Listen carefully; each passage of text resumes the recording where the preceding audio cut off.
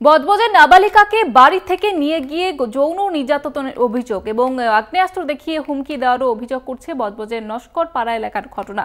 বজবজ থানায় লিখিত অভিযোগ দায়ের পরিবারে, তদন্ত শুরু করেছে পুলিশ। আপনাদের জানিয়ে রাখবো, বজবজে নাবালিকাকে নিয়ে গিয়ে যৌন নির্যাতনের অভিযোগ করছে, আগ্নেয়াস্ত্র দেখিয়ে হুমকি দেওয়ারও অভিযোগ করছে। ঘটনায় লিখিত অভিযোগ দায়ের করেছে পরিবার, তদন্ত শুরু করেছে পুলিশ। বজবজের নস্কর পাড়া এলাকার ঘটনা, নাবালিকাকে যৌন হেনস্থার অভিযোগ। পরিবার ইতিমধ্যেই কিন্তু লিখিত অভিযোগ দায়ের করেছে বজবজ থানায়।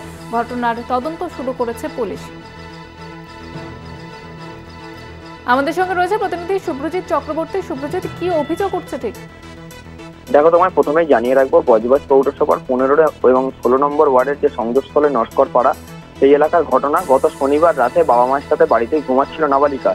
হঠাৎই ভোর 3টে নাগাদ নাবালিকার মা প্রতিবেশীদের জানায় যে তার মেয়েকে কেউ তুলে নিয়ে চলে গেছে, এবং তারপরই দেখা যায় বেশ কিছুক্ষণ পর তার যে নাবালিকা মেয়ে, সে একাই দৌড়ে বাড়িতে আসে এবং তারপর কান্নাকাটি করতে থাকে, এবং তারপর গোটা বিষয়ে জানাজানি হয় এবং যৌন হেনস্থার অভিযোগ করা হয়।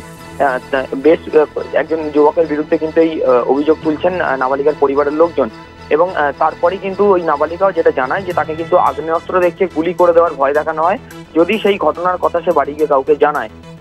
তারপরেই বজবজ থানায় অভিযোগ দায়ের করা হয় এবং ঘটনায় চাঞ্চল্য ছড়া এলাকায়। ইতিমধ্যেই বজবজ থানার পুলিশ কিন্তু তদন্ত শুরু করেছে এবং কয়েকজনকে জিজ্ঞাসাবাদ করছে, পুলিশের পক্ষ থেকে করা হচ্ছে।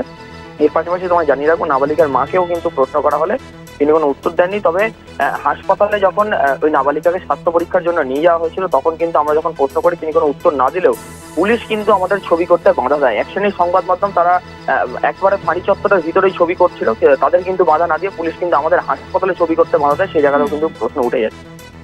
ধন্যবাদ জানাবো সুব্রজিৎ, আমাদের সঙ্গে ছিলেন প্রতিনিধি সুব্রজিৎ চক্রবর্তী।